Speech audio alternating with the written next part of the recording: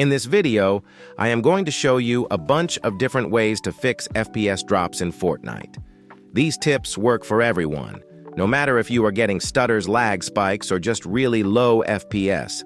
Whenever Fortnite drops a big new update, especially when they add new content or change parts of the map, your graphics card has to recompile all of the shaders, and that shader compilation happens while you are playing.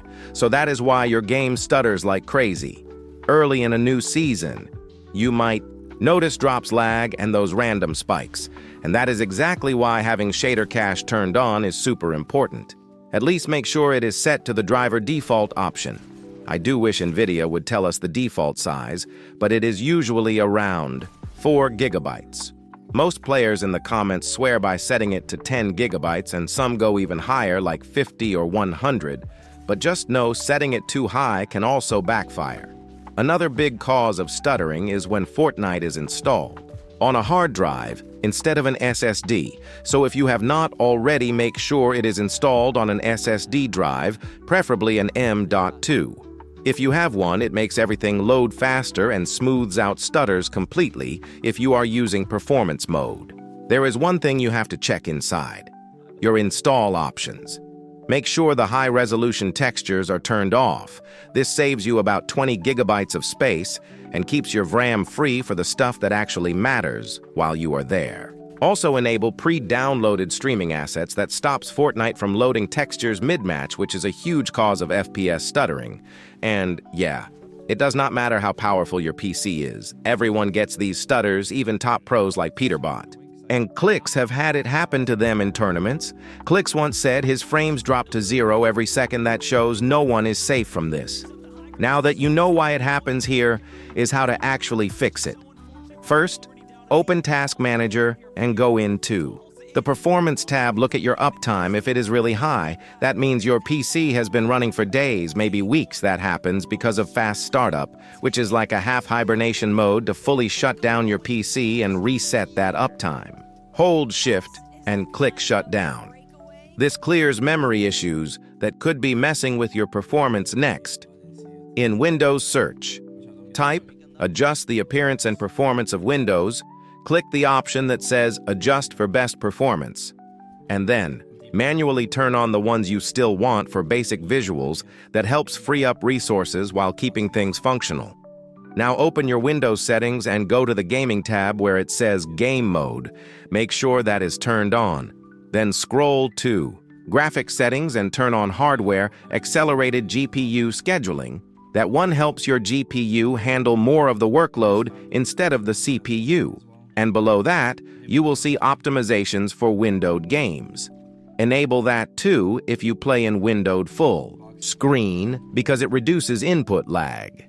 Now here is a big one that people forget. When you bought your RAM, it might not actually be running at the full speed printed on the box. To fix this, you need to turn on XMP or DOCP. If you are on AMD, this setting is in your BIOS. Restart your PC and press Delete or F2 when booting. Then find the option and enable it. That will make your memory run at the right speed and give you smoother performance and more consistent FPS before you open Fortnite. Make sure to close anything you do not need running in the background, like Chrome, Spotify, or anything that eats up CPU and RAM. Go to Task Manager, sort by CPU or memory, and end anything unnecessary.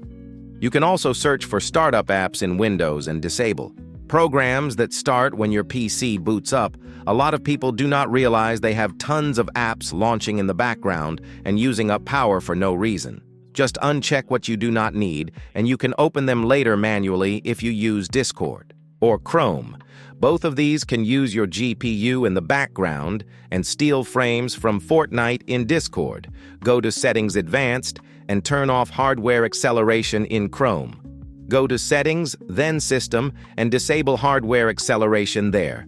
Your browser might feel a bit slower, but it frees up GPU resources for Fortnite, which is worth it, especially if you have a lower-end PC. Once in a while, it also helps to run a quick system check. Open CMD as administrator and run the command sfc /scan. Now, if it finds any issues, it will fix them automatically. Then you can also run DISM /online/cleanup image /restore health. This one repairs deeper system. Files only do this if you notice weird issues, but it can help with stability too.